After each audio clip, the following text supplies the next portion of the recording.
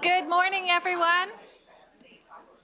Welcome to Audits and Risk Management on Wednesday, November 6th. And can we take roll call?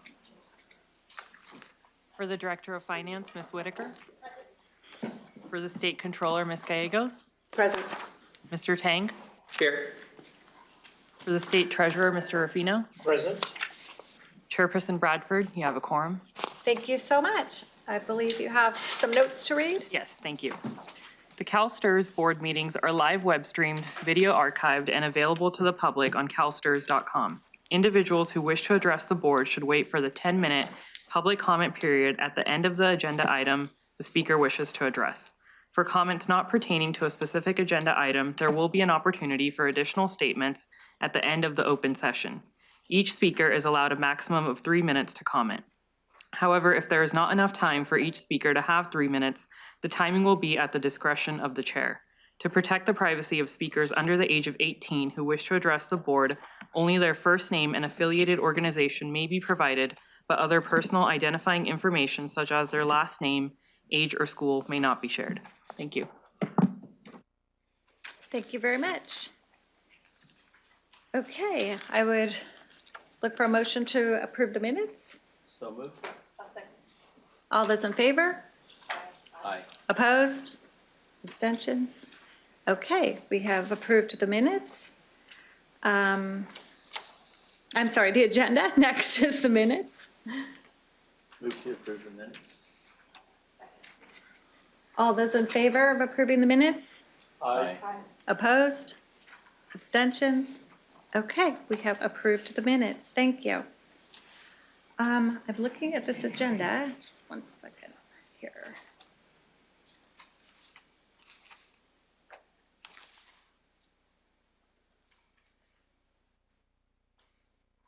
So item number 3 is the write-up of our audit activities. I don't think that's really me. It's just a consent information, so for you to absorb. It's if just you want. information Yeah. for everyone. Okay, so if you would like to see everything that's been going on in audits, please read item number 3.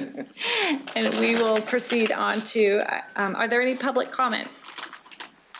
Okay, seeing none, we will move on to 4A. All right, this is an action item where Crow LLP will present items 4A and 4B together, which are the results of the audit of CalSTRS basic financial statements and other pension information for the fiscal year ended June 30, 2024. It's management's responsibilities to prepare these reports, and then they plan and perform and express an opinion as to whether these reports are fairly stated in all material respects. So here today, I'll have Crow introduce their team and present the results of that audit for you. Thank you. Welcome, everyone. Thank you, Madam Chair, for allowing us to be here to present the results of our audit.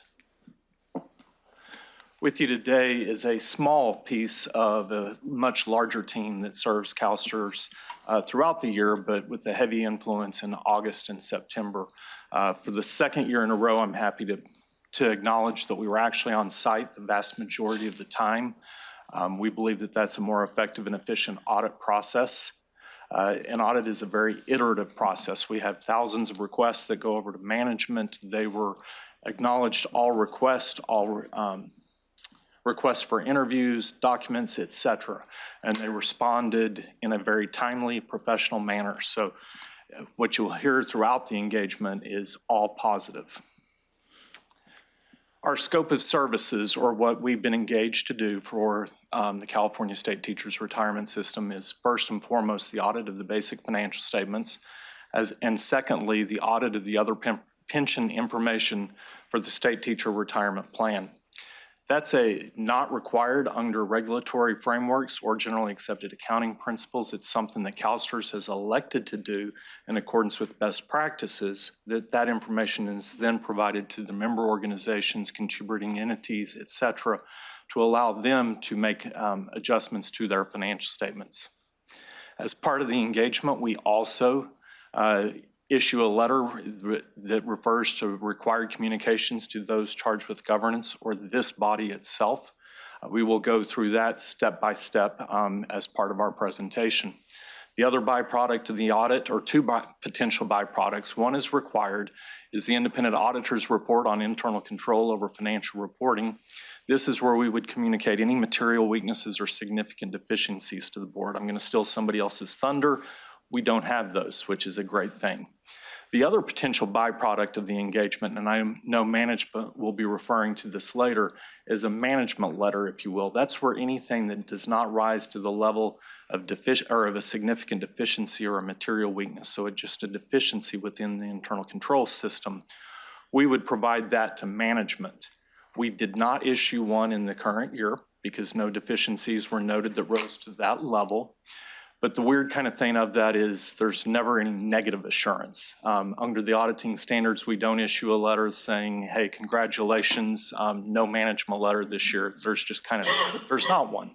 But that's a very positive thing, and it reflects very well on management. All right, if we jump right in then to the independent auditor's report, right at the top of the independent auditor's report, we have our opinion.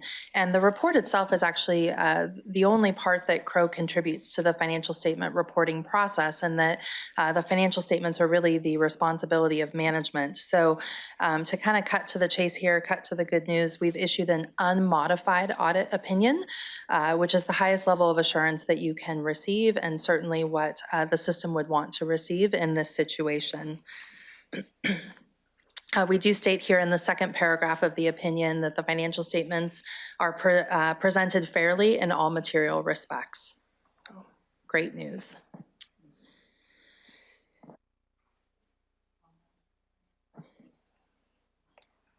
There we go. So as we kind of navigate through the rest of the opinion here, professional standards allow for us as the auditors within our judgment to draw attention to significant matters within the financial statements. And what's key to understand about this is these are not areas where there's inappropriate disclosure or anything wrong, if you will.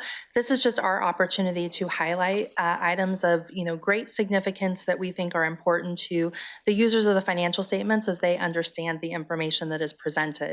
So there are two matters of emphasis that are included. The first relates to the net pension liability of the employers and non-employer contributing entity, or the state of California. And we've included an emphasis of matter here really for a few reasons. This is a very significant number that's not actually reflected on the financial statements of CalSTRS, but instead is footnote disclosure. And as we think about the users of the financial statements, really you have all of your contributing entities that utilize this information in the preparation of their own annual financial statements. So a lot of significance here. The other item is there are significant assumptions that are utilized to prepare this calculation annually. And I know the board is heavily involved in evaluating and approving those assumptions, along with the significant amount of work of management and your consultants in coming up with those assumptions. And so this is a matter that we felt important to highlight for the users of the financial statements, and you can find the detailed information within the footnotes. The second matter of emphasis that we have relates to the fair value of investment securities. And so the portfolio of investments includes a large balance of what's referred to as alternative investments. Just over a third of the portfolio here is represented as of June 30th. And so really what's significant for readers of the financial statements to understand here is the method of valuation that's applied, because there are not readily attainable fair value measures for a lot of these assets, and there are a number of third parties that are included, along with significant work by management in assessing the fair value and coming to that number that's ultimately presented within the financial statements. And so, again, just felt that this was important to highlight as an emphasis of matter for the users of the statements. We have some paragraphs here that speak to the responsibilities of management for the financial statements. So as I mentioned, financial statements are the responsibility of management to have controls in place to implement or to compile the information and ultimately present them fairly within the statements that are presented to us for audit, and also to assess the ability to continue as a going concern under the standards that are applicable. Lastly, the highlight for you as it relates to the independent auditor's report is the auditor's responsibility. And so it's our job to audit the information that's included within the financial statements. We follow the auditing framework as well as government auditing standards. So we exercise our professional judgment in designing and applying our audit procedures. We identify risks of material misstatement. We went over those with you during our planning meeting earlier in the calendar year. We obtain an understanding of the internal controls that are in place, both from a design and operation standpoint, evaluate the appropriateness of accounting policies related to standards and industry practices, and then conclude based on our judgment as to the appropriateness of those disclosures and those balances. So I'll pass it over to Hamze. Thank you. Thank you, Jen, and good morning to you all. Over these next couple of slides, we're going to talk about the other pension information, which is although a separate report, the audits are performed concurrently. So we'll highlight the differences between the reports and maybe some overlaps. So as Kevin had mentioned previously, this report's not required by GAAP, but is really created by management to help the individual contributing entities and non-employer contributing entity record the information on their own internal financials.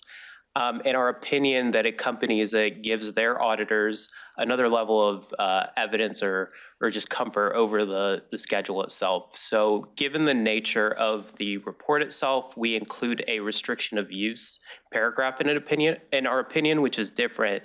And it really just states the intention of the OPI report, who it's used for, who it's restricted for, and really that it's not really intended to be used by anyone else listed in this paragraph.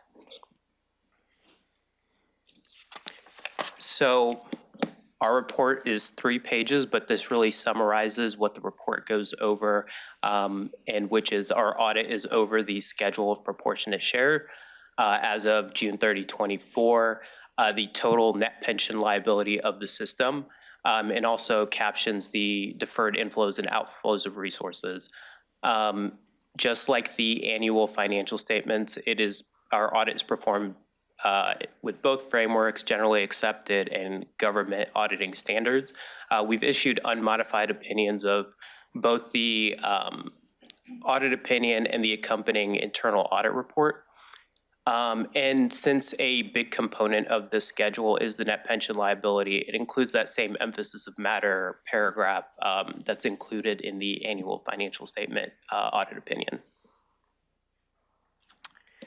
So the schedule itself lists out each employer, their contribution along with their proportionate share, which is really just their percentage of the total to help them calculate their liability and any other information they need to include. So the snippet here is really a summarization of the schedule as a whole that helps reconcile from the schedule to the annual financials and statements themselves. So it totals up all the employer contribution, includes the state contribution, and any other reconciling items. And another significant component, like we had discussed previously, is the total pension liability, which is consistent with what's on your annual financial statements. And I'll hand it over to Dan. Thank you, Hamze. This slide covers our required communication to those charged with governance, otherwise known as the SAS 114 communications. In the board attachments, there is a letter that goes into detail on each of these items, and I'm going to highlight some key points. The first section of the letter outlines our responsibility under both the generally accepted auditing standards as well as the governmental auditing standards. Under GAS, we're responsible for issuing an opinion on whether management's financial statements are fairly presented in all material respects in accordance with GAAP. Governmental auditing standards has us apply additional level of scrutiny over and look for areas of non-compliance that could have a direct and material impact on the financial statements. We're also required to communicate the plan scope and timing of the audit, which we presented before the board in the March meeting. We did not deviate significantly from that plan. However, I want to highlight some key aspects of our scope of work. You'll notice that the first two bullets are the existence and valuation of investments and derivative instruments and actuarial assumptions. Those were also the emphasis of the matter, or identified as emphasis of the matter in our opinion. As it pertains to the existence and valuation of investments, our focus is really on the alternative investments where fair value is not readily determinable. So we apply additional scrutiny over those balances and getting comfortable with management's numbers. We also look at the actuarial assumptions. We have a subcontracted actuary that helps us review the assumptions and make sure that they're both consistent with the industry, as well as CalSTR's actual experience, including review of the experience study. I also want to highlight that it was not in scope during this year, but the new pension administration, we're in discussion with management and seeing the progress on that project. It is not yet financially significant, meaning it is not yet producing numbers that are included in management's financials. It will be an in-scope system once it goes live and is actually producing information that's included in the financials. I also want to highlight the work performed over the scheduled proportionate share that Hamza had discussed. That the work performed over that schedule has a lower materiality, meaning we apply additional scrutiny over the contribution numbers included in that balance, including looking at the revenue recognition policy, evaluating whether there's any special legislation that requires management to record, and making sure that they're recording their contributions in accordance with GAAP. We also look at the deferred inflows and of resources and total deferred outflows. Those numbers are derived from differences between the actual experience of the plan compared to the assumptions during the period. Those numbers are amortized on the employer's financial statements, so we also make sure that those balances are calculated appropriately as well as classified correctly. We also look at significant accounting policies and estimates. So the two key estimates are the valuation of investments as well as the actuarial assumptions. But we also look at the qualitative aspects of the accounting policies and make sure that they're appropriate in accordance with both GAAP as well as an entity such as CalSTRS. We look at qualitative factors and looking at if management's taking an aggressive stance or position when applying GAAP, or identifying or using assumptions that make their numbers look better as part of our procedures. We're also required to communicate any corrected or uncorrected misstatements. This is important for you in exercising your governance to understand when we're issuing an unmodified opinion if there were corrected misstatements necessary to get to the unmodified opinion. We're happy to state that there were no corrected or uncorrected misstatements identified during the audit. We also are required to have other communications that are bulleted out on the right-hand side. I'm not going to go into detail on each of these items. I'll highlight a few points. We do obtain representations for management in performing our audit. Those are also included at the end of the board material attachment. We're also reviewing other information and documents contained in the audited financial statements. So we're applying procedures over the management discussion and analysis, as well as the supplemental information to make sure that they're consistent with the basic set of financials. The other items we're required to communicate if they're negative, so disagreements with management, if management had to consult with other accountants, or if there were any significant issues or items discussed. There were no such issues, but if they had existed, we would be required to communicate those. This next slide covers the independent auditor's report on internal control over financial reporting and on compliance and other matters. So this is a report that we are required to issue under governmental auditing standards. And it states that we obtain an understanding of the entity, including its internal controls, but we do not express an opinion on the internal controls. Therefore, we only consider internal controls for a limited purpose, and we do not prepare our procedures to and have them designed to identify all deficiencies, internal control that might be significant or a material weakness.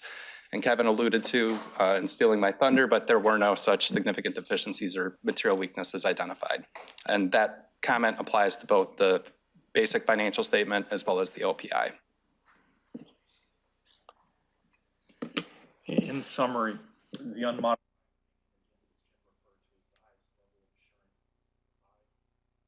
not untypical for organizations to receive that, so I think really it's try to say, are there any other red flags in addition to the unmodified? And if we just take a couple key points from what everybody has already referred to. You're on time. You identified no material and no or corrected misstatements. Those coupled with the unmodified opinion really reflects the quality of what management and how they responded to the audit process. And with that, we'd be happy to answer any questions.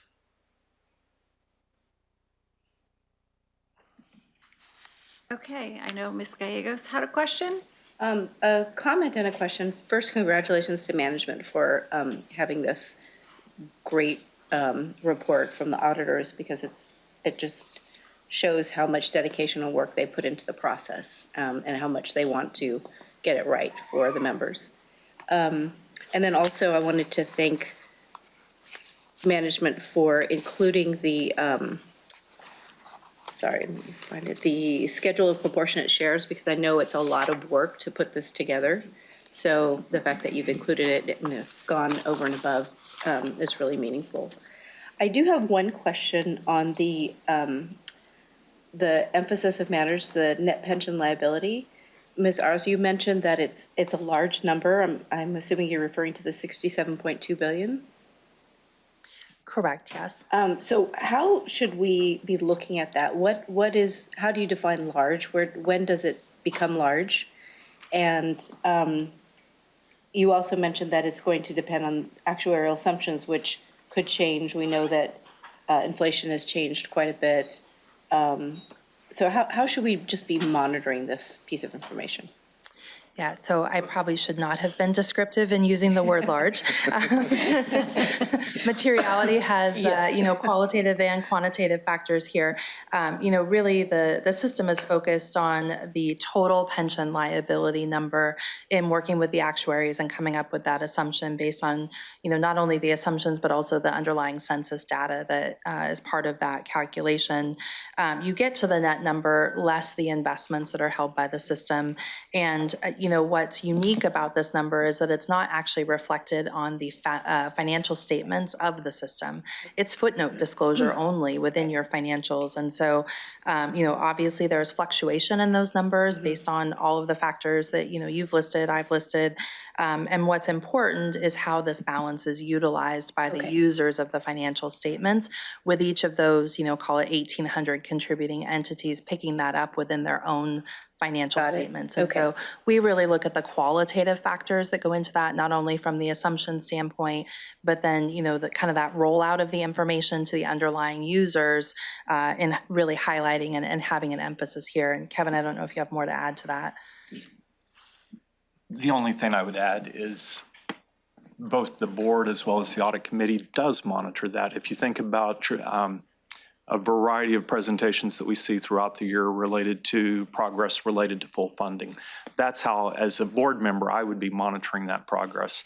I agree with Jen, perhaps we shouldn't have called it large, but it is a large number, and it's what your users are concerned about. So I really believe that we're calling attention to that with our emphasis of matter, but I don't think we're trying to draw y'all's attention to it, because your attention is to this already. The large but widely variable depending on the underlying factors. Great, thank you. That's all I. Okay, Ms. Whitaker. Thank you. So first off, congratulations. Year 2 of having a clean report and no management letter. So that's a really big thing. And congrats to you, Julie, and your team for that work. Like I said last year, I don't want to sound like a broken record, but don't let your guard down, because year 1 was great, right? Year 2 is even better, but that doesn't mean, you let your guard down in that regard. I'm very glad to hear that the auditors are back on site. I've mentioned that several times, that I think it's incredibly important to have auditors engaging with CalSTRS staff.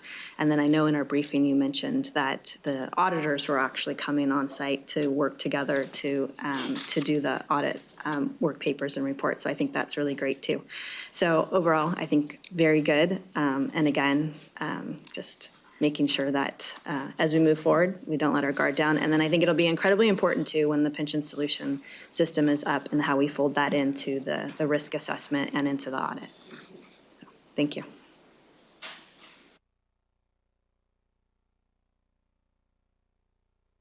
So along with what Ms. Whitaker said, I wonder if anybody would like to add how we're also changing up who is working on the team so that every year we have fresh eyes on this audit.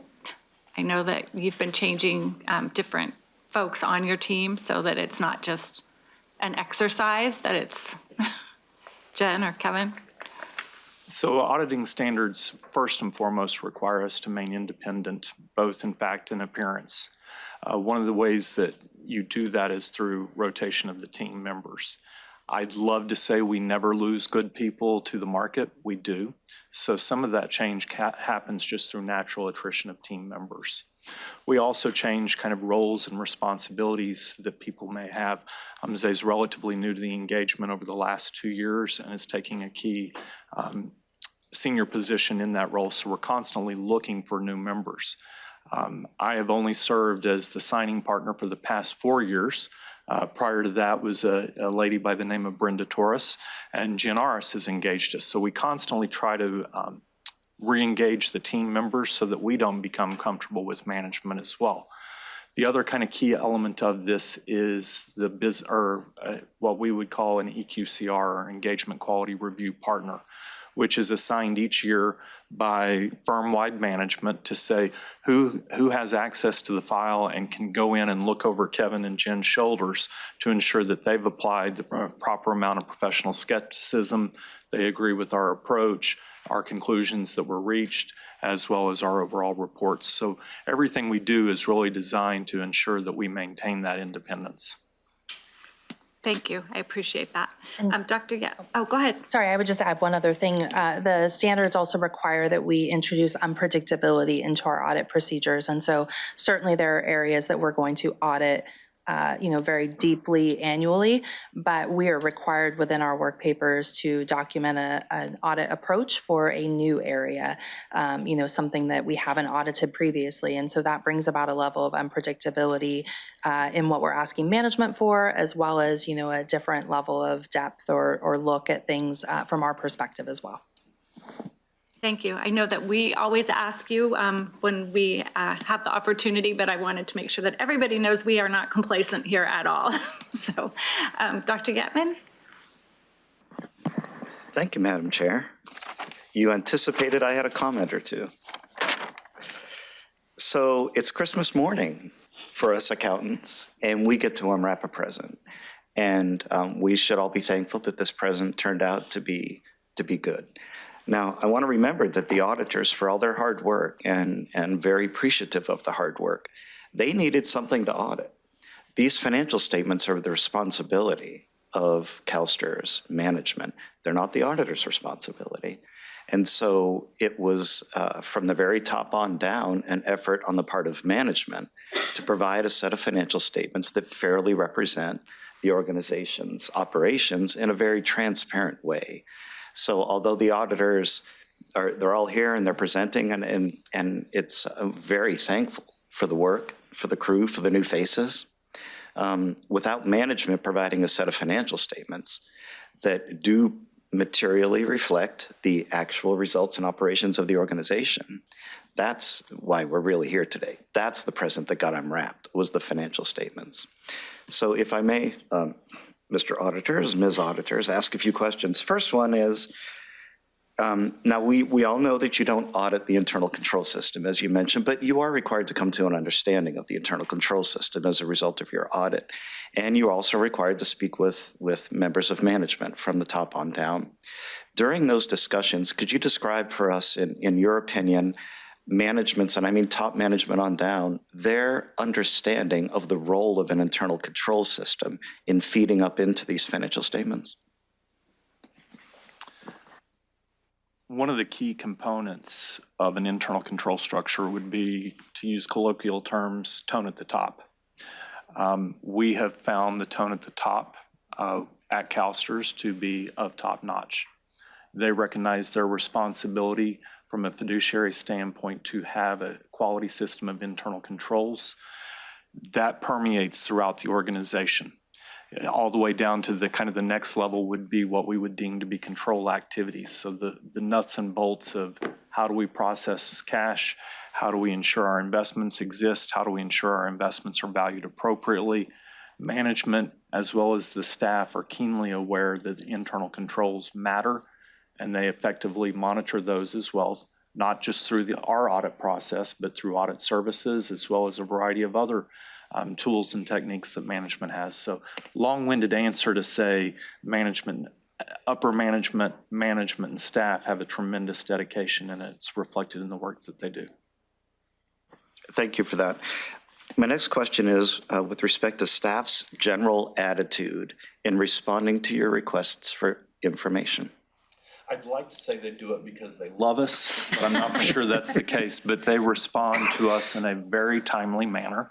Of the June 30th statewide pension plans, I believe CalSTRS is typically one of the very first to issue nationally, as well as you know, being the second largest within the nation. Being able to issue that timely is really a reflection upon their commitment in responding to us throughout the audit process in a detailed and a timely manner, and they are top-notch. Next question, if I can push a little bit more on this boots on the ground audit procedures versus done offsite. So the on-site, off-site mix. Could you tell us what roughly percentage of this audit was conducted on-site versus off-site? And then a follow-up question is, how do you decide what work gets done on-site versus off-site? So it's very difficult to put a percentage, but I think it's incredibly important to kind of lay the groundwork for what is a remote versus an on-site engagement. If I go back in time 30 years, the vast majority was on-site. That evolved through time based upon the utilization of IT, as well as you started pulling in more specialists within the audit process, more and more became remote. The last time that we probably could say this was done in one certain way was the throes of COVID in 2020, when everything was remote. We have gone back to an environment very similar to 2019, where we are on site, but work still continues to happen on a remote basis as well. Sometimes as a supplement to the team, or it could be team members are working on your engagement, just not on site at this point in time. Rough estimate, I'd say 70-30. 70% is on site, 30% is off. With that, it's really about the effectiveness and the efficiency of the engagement. Certain things just work better when you're facing across the desk from the client, being able to discuss issues, see reactions to inquiries, whether they be fraud-related inquiries, et cetera. Some things are just more effective on-site. Some things are just more efficient. So that really is kind of, for lack of better words, it's 30 years of experience in being able to direct the engagement in that manner. Thank you. Next question is, what is your understanding of when the new pension system will be in scope? Right now, I'm going to mess this up. Fiscal year 26. Okay. And it's really, I always hesitate when we say, so it's not financially significant. We recognize how much you're spending on it, but the financially significant is not about what you're spending. It's an accounting or an auditing terminology to say, is it generating information that are used within the financial statements? And due to kind of the unique nature of a public pension plan, we're going to have, even when it goes live, we're going to be relying upon certain things from start, because census data is in arrears and get rolled forward. So as it starts generating financially significant information for the financial statements, it will be in scope and subject to all of our work. Thank you. pardon me as I do some bookkeeping here. So, Member Gallegos, one reason that I think, just in my opinion, that the auditors bring forth this matter that you asked about is it large, is it small, and what's material? But in my opinion, there is some political sensitivity around that number. And so it's valuable to, just from a general sense of let's be as transparent as we can.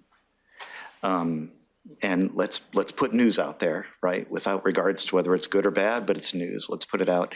And then also, this is a number that doesn't show up on the face of the financial statements because standards have said it doesn't go there.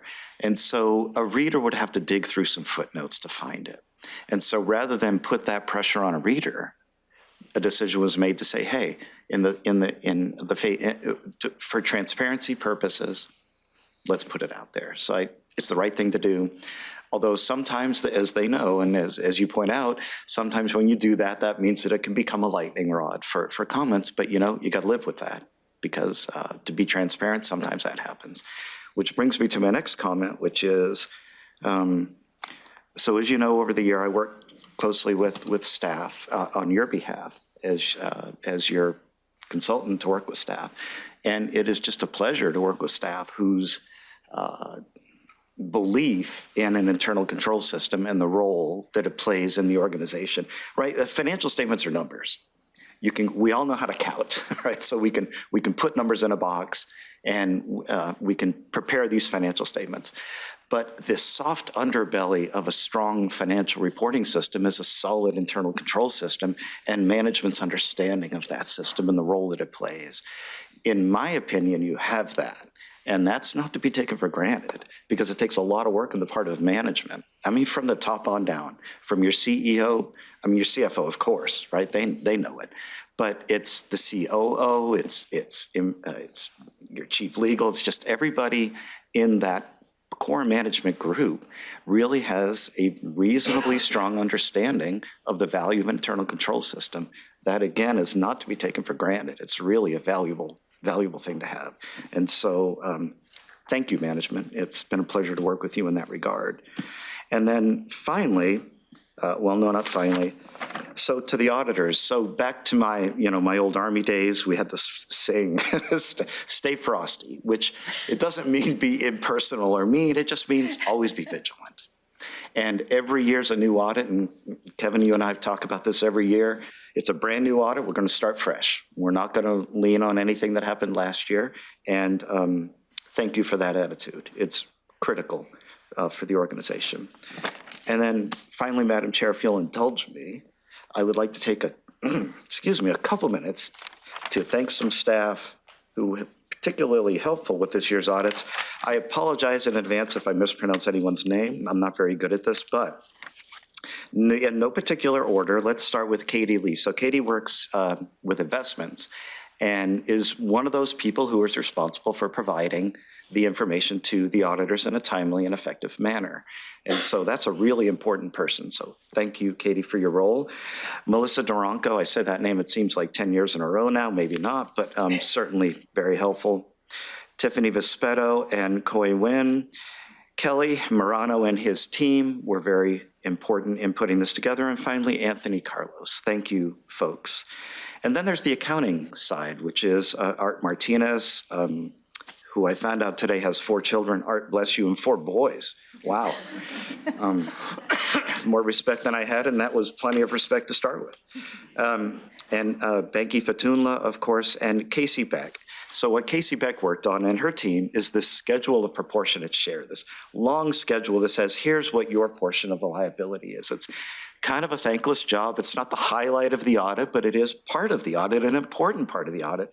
And you don't have to do that. The organization has decided to do that to provide all the school districts with a number that they can choose to put on their financial statements as their share of the liability. So it's a lot of work. It's not a lot of fun to do unless you're an accountant, and maybe not even then. So thank you, Casey Beck, and your team. And then, of course, over the year, I worked closely with April Wilcox and Shifa Hassan, who work in investment compliance, because compliance bleeds into the internal control system. So I'm thankful to the investment branch that they make those staff available to work with me and helping me do my role, which is helping you be a more effective board. Thank you, Madam Chair. Thank you very much, Dr. Yetman. We don't always get to see all the people behind the scenes, and I appreciate you thanking them for us. We have one further board question. Ms. Gallegos? Yeah, it's more of a comment. I just wanted to say on behalf of the controller, thank you for raising the issue of transparency, because it is a value very, very important to her as the Chief Fiscal Officer of the state of California. And transparency leads to trust, and that is critically important to us as a board to be able to trust management. And I'm looking at Cassandra because I know it starts at the top, so I really appreciate your leading with that value.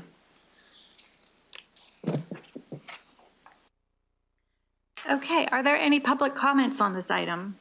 There are no members of the public in the queue. Okay, this is an action item, so I would entertain a motion to accept. All right, it's been moved and seconded. All those in favor, say aye. Aye. Opposed? Abstentions? Okay, we have accepted the auditor's report. Thank you all so much.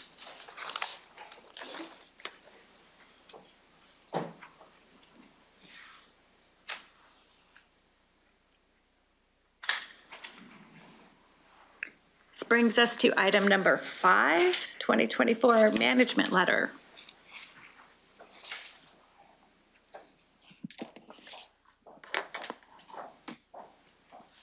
Chair Bradford, members of the committee, good morning. I'm Julie Underwood, Chief Financial Officer. And as you heard, Crow issued no management letter for the second year in a row. This item does fulfill our new requirement that it's mandatory that we bring to this committee the management letter that our external auditor issues. And of course, there's no letter, but I do want to reiterate that this really reflects staff's commitment and dedication to strong internal controls and producing high quality and award-winning financial reports. And you'll hear more about some of those awards in Cassandra's CEO report tomorrow. But again, I appreciate Dr. Yetman. Thank you so much for mentioning some of our staff by name. Really appreciate that recognition. My team works really hard with others in the organization to put these reports together. And it's really a significant accomplishment when we can say we have no management letter comment. Staff should be congratulated for this outstanding achievement. I thank them so much for their hard work and appreciate the recognition that all of you have given to my team. So thank you. Cheryl, did you have anything? No? That's it. Okay. Thank you. Are there any public comments on item number 5? There are no public comments on this item. Okay, I do not see any questions. Last call. All right, great. Thank you so much, Julie and Cheryl. Item number 6, Enterprise Risk Management and Compliance Services Maturity Plan Progress Report. It's a mouthful of a title.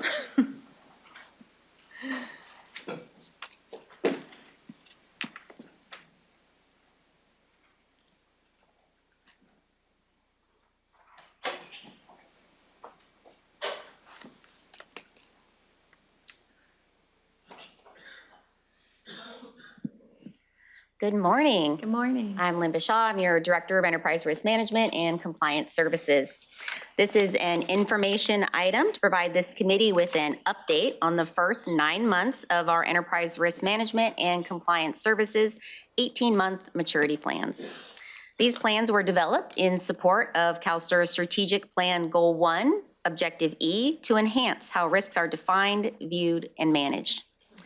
To provide some background on how we got here, in March 2023, a maturity assessment from a consultant, Weaver, was presented to this committee, which included several recommendations for maturing our programs.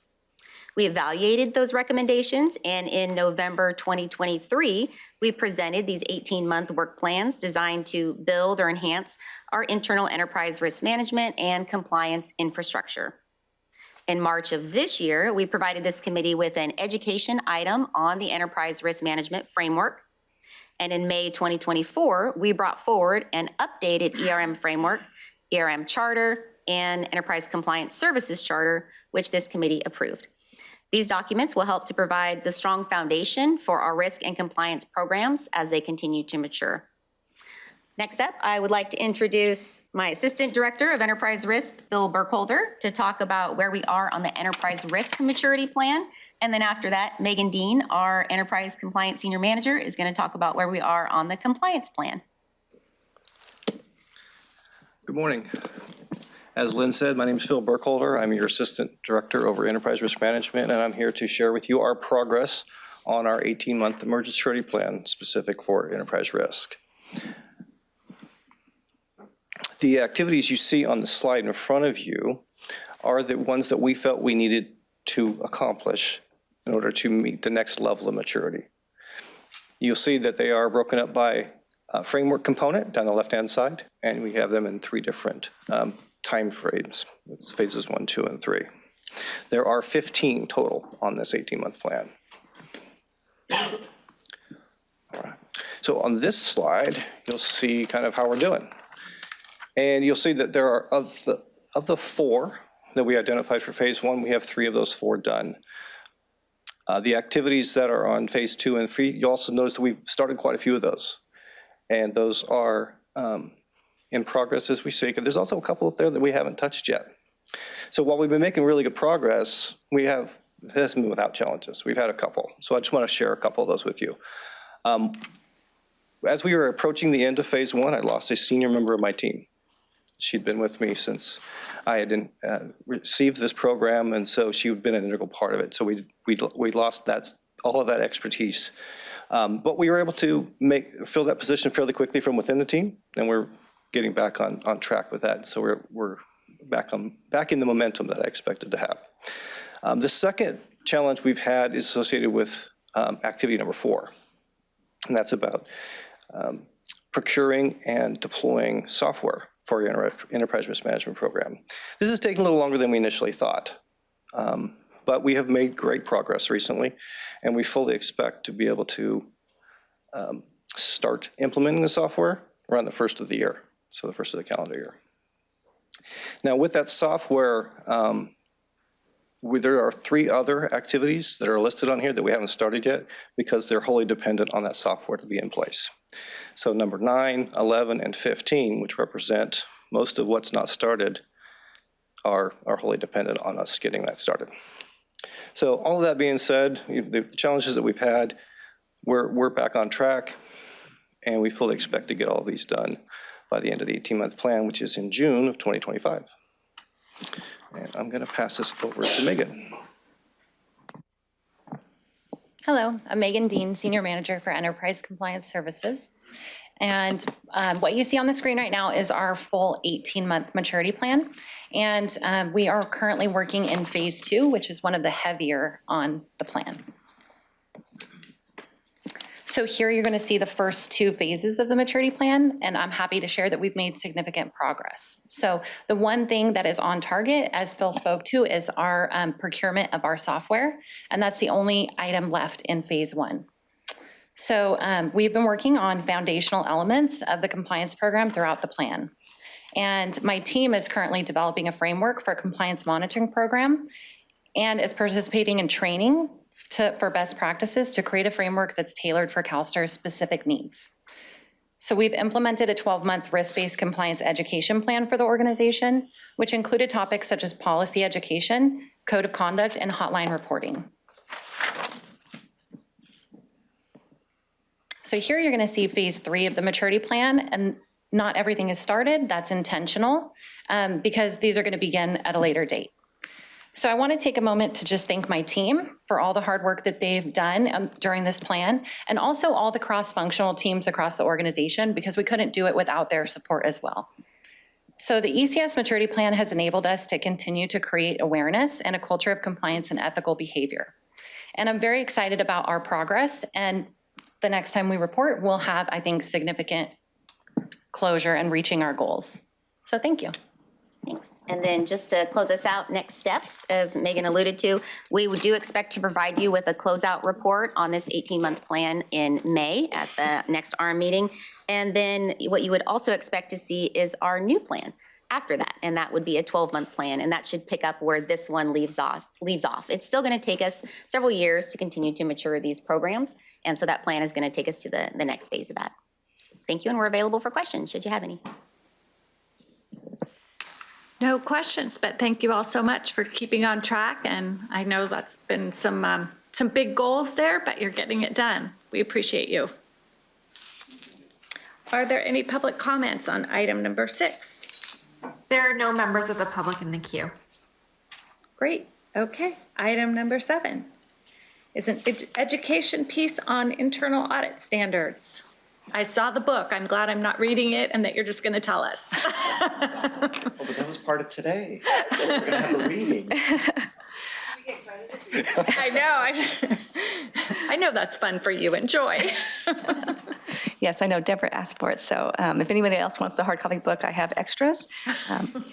And I know this is such an engaging topic, so I've really worked on giving you the high-level overview of the standards. And the reason I brought this forth is a couple of reasons. I refer to it all the time, so I thought it'd be nice for you to bring it to life a little bit. Also, the essential conditions that I will be discussing later is required that we have a conversation on that. You're aware of them. So with that, I'll get started. I'm going to briefly talk about the purpose of these standards, the value of an effective internal audit function, introduce the structure of the standards, and then really focus in on domain 3, which is governing the internal audit function. And then I have a few other key requirements I want to address where I could use your input on, and then I'll wrap it up with some closing comments.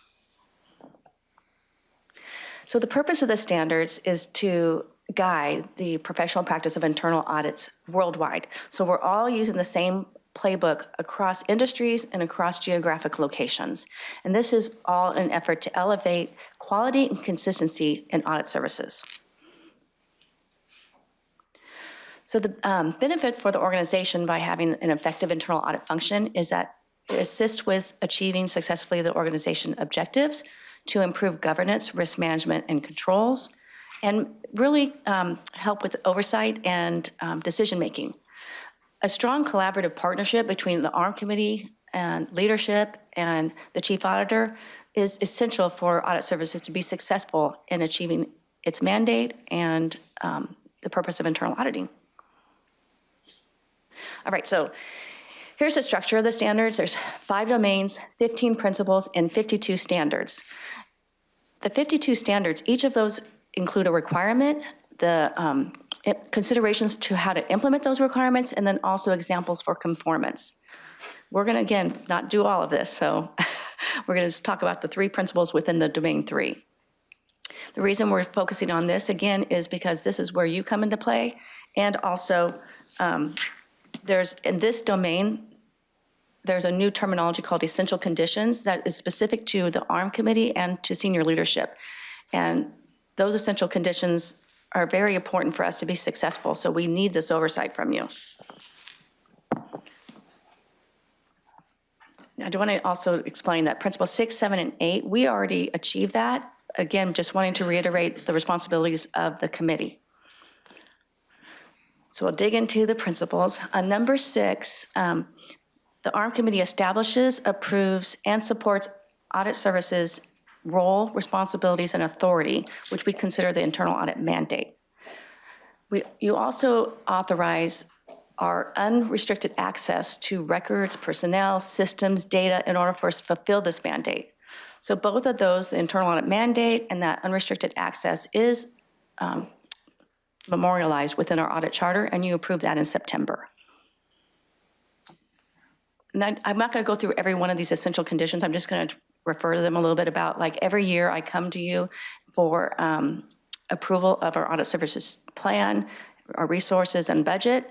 And then also it's this collaborative conversation where it supports me in talking about making sure we have that conversation where you can provide that feedback to me on that plan and approve it. So that's all. If anyone have any questions here, I'm going to stop here, everyone, so in case you have questions, I'm not going to go over every bullet. Can I jump in? Mm-hmm. So the board should look at those 5 points with the little box and say, this is our responsibility. This is your responsibility. So you have a role to play here. And so you should look at each one of those and say, do you do this? So your Director of Audit Services here, authority, role, and responsibilities of the internal audit function. Is it clearly defined? Is there a governing document that you approve? Yeah, there is. Approval of the charter and the budget? Yeah, you do that. It comes to you every year. You have to take an affirmative vote on that. Who does the chief auditor report to? Well, here she is. And do you ensure that the chief auditor has unrestricted access to data? Well, she has a role to play there too. If she didn't, she knows that you're the one that she should be coming to. And finally, are there any restrictions placed upon her by the organization? You need to know that that's a hard no, right? There aren't any restrictions. And her responsibility would be to come to you and say, hey, there's something I need to know and I'm getting blocked. So if she hasn't come to you, then you know that that's happening, right? Because this is her opportunity to share this. So you have a role to play here. And so you just need to march through those and say, are we ticking those boxes? Because that helps you to be a more effective board and fulfill your obligations.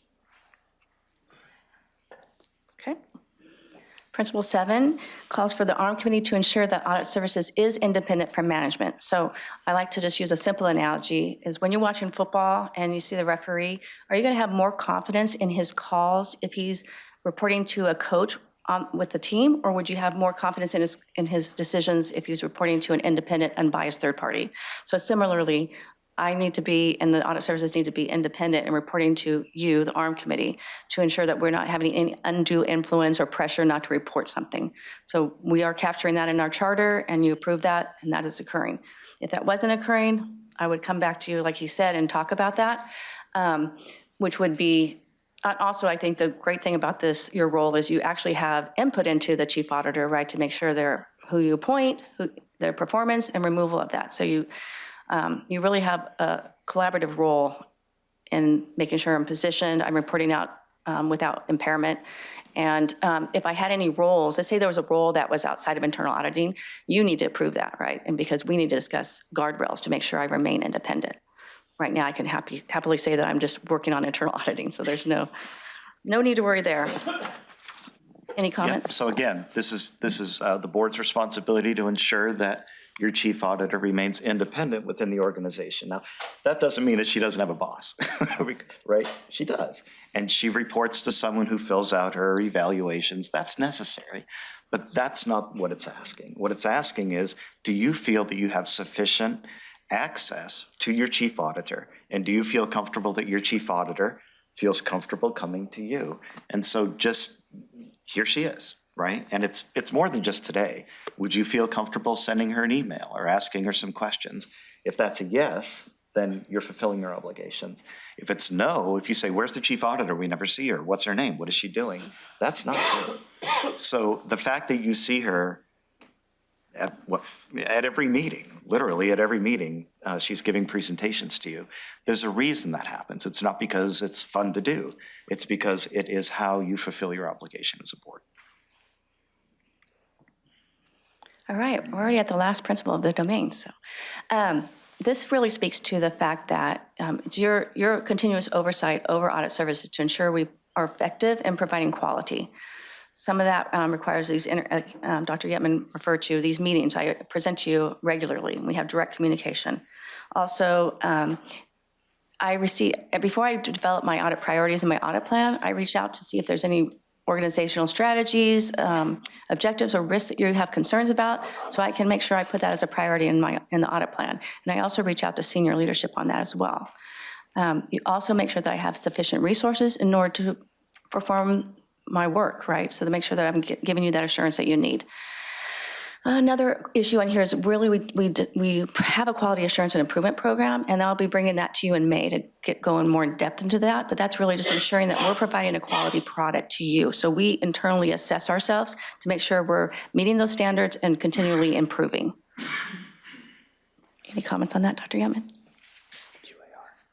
Yes, okay, I'm going to hit that in 1 second. So, but I wanted to let you know, in attachment 3 of the item 3, I did develop a communications matrix just as an easy reference for you when you want to know what I'm required to discuss with you. That should be captured there.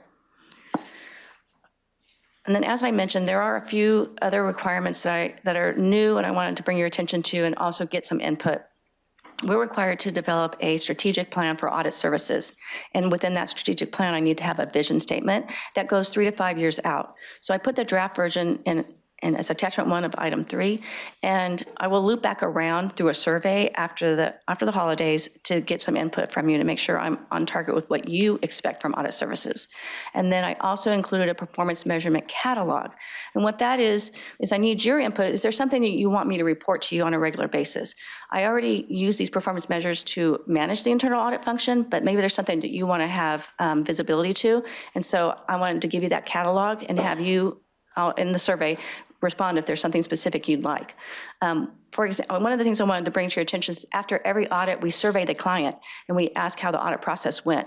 And then at the end of the year, Enterprise Strategy Management provides us a summary of those surveys, and that's what I use to identify opportunities. But if that's something you want, just let me know and I can include it in my communications with you. All right, I'm wrapping up now. So I mentioned that quality assurance and improvement program, which we assess every year internally, but every 5 years, we're required to be audited ourselves. We have an external assessment of our conformance with the standards. Our last one was performed in April of 2021. So our next one's due in 2026. So in May, when I come back with you, I'll be discussing that plan, and we'll need to engage a third party. So we'll discuss the timeline, the contracting of that. And that assessment will involve you, they'll be surveying you, and they'll also be providing you directly the results of that. I won't come through me, it'll come directly to you.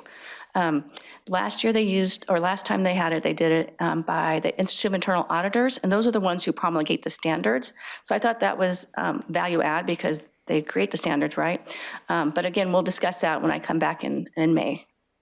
And then just in closing, I just wanted to say that although these standards are more prescriptive, actually, the structure of them, I believe, sets us up for success in making sure we achieve the standards as well as continually improve, which is really the ultimate goal is don't get stuck just with the standards, let's do better, right? So my next step will be you will receive a survey in order to provide your input, and then I'll come back in May when I bring you the audit plan. You'll also see the strategic plan as well as performance measures that we'll be assessing ourselves against. Happy to answer any questions you have. So the QAR that's coming up that Charlotte alluded to is really, it's the auditors getting audited. So it's a critically important thing. It happens once every 5 years. And it gives an objective view of how well your auditor is adhering to the standards that come before them. And the role, the board plays an important role. You will decide who the auditor will be, who's going to audit your auditor. And those results are communicated directly to you from that auditor, not through Cheryl.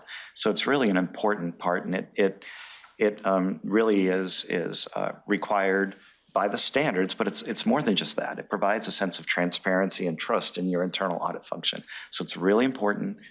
May is when? Oh, yes, May is when I'll bring it. May, so it'll come to you in May, and so be ready to be engaged and bring any questions you might have about who does these audits? Who did we have last time?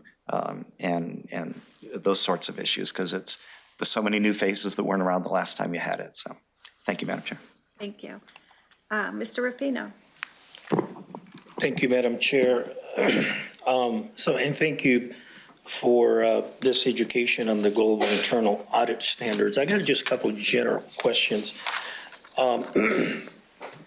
With respect to adaptability to the public sector, how these new standards address the unique challenges faced in the public sector, such as transparency, regulatory compliance, or stakeholder accountability? And specifically, are there any specific modifications or consideration within the standards that accounts for public sector auditing needs, especially taxpayers' funds or public accountability? Yeah, I'm glad you brought that up. That's the beauty of the new standards. So they do address the public sector, right? So, for instance, we have a Public Meeting Act. So if there is my salary necessarily, right, goes through an HR process. We have a set process within the state that we use. So they do account for that. The big thing for me is to document. So if there is something that maybe variates a little bit, all I need to do is document. The audit charter I used was for public sector, so I did use that instead of the private. So there is a consideration for that within the standards. May I, Madam Chair? That's a great question, and my answer would be not as much as you want. So it's sort of a generic set of standards meant to encompass any organization. And there isn't as much public sector. The public sector is different, right? It has some unique characteristics, particularly with respect to transparency and accountability to the taxpayer, as you note, and to the citizens of the state. Unfortunately, the standards don't contain a lot of specific requirements. However, they are fairly broad, and what your chief auditor does is take those broad standards, and she has flexibility into how that's brought into CalSTRS mechanism. So the answer to your question is, no, there aren't as many specific standards as you would like to see formally written down. But yes, the chief auditor has the flexibility to say, hey, we are different in these respects, and so I'm going to design the system around those unique characteristics. So although the standards aren't specifically written as hard as we might like, as hard as I would like, there is flexibility. But part of the role of the board is to do exactly what you just did, which is to say, hey, I think this is important. Is this being done? Thank you for that. And also, with respect to implementation of timeline and training needs, I just curious, given that the date is January 9, 2025, right around the corner, what is the anticipated timeline for full implementation of the standards within our own internal audit function? And are there specific training programs or resources available to prepare the internal audit team? And how will the board be updated on progress towards full implementation? That's a great question. So we already started, because I would like to be an early adopter. So that's why we brought the charters to you. We've already done training. My team has been through the training already. I've been through the training more than once. I'm always reading these standards. Well, they're easy to read for me, sorry. But, you make a good point. We have 2 months. It's already going to be here. Primarily, the new standards didn't change as much as I feel like we were ahead of the game, thankfully. We do rate our findings already, and that's a new requirement. I think and we try to give you a thematic view after all of our audits are done, and that's a requirement. I think there's just opportunities to tweak some of the things we're doing and continually improve. Basically, I found some things in the standard. I'm like, oh, I want to do that. I want to do that. But I know to outline that, anything new, and I will update you, because when something is new, I want to make sure that you're on board with that. But I think, like I said, majority, I would say 90% is already in place. I think the biggest area where I need to work on is my procedures manual, right? So that's a big task. But again, if we're already complying, it's just a matter of formatting it more in the structure that the standards are. Jump in. Thank you. The bottom line is there aren't a lot of changes going to be made, because my understanding, my knowledge of the CalSTRS internal audit function is that it tends to be very forward-thinking and very complete. And so the new standards aren't going to change a whole lot. The biggest change, as Ms. Dietz alluded to, is how that's documented and written down. But that has more to do with documentation as opposed to actual implementation of procedures. So when will the documentation be fully implemented?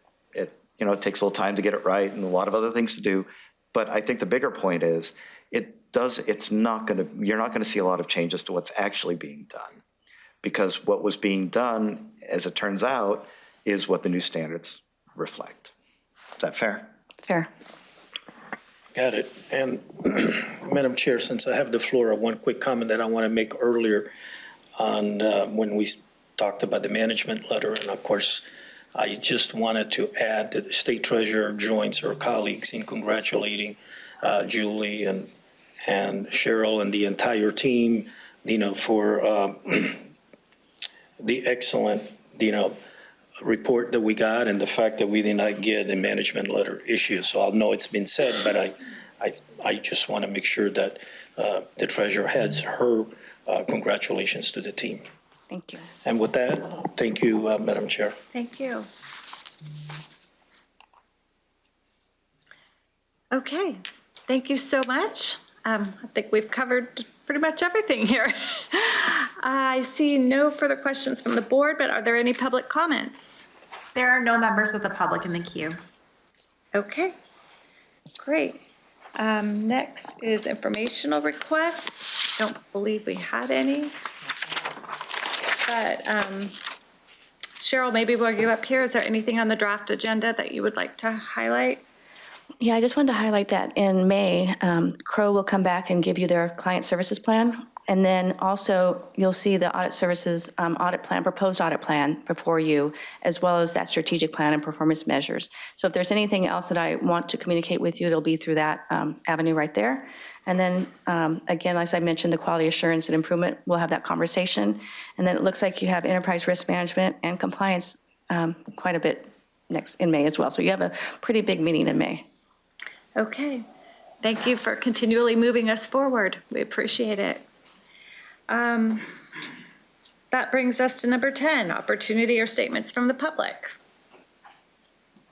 There are no members of the public in the queue. Okay, good job, everyone, bringing us in on time, a little early.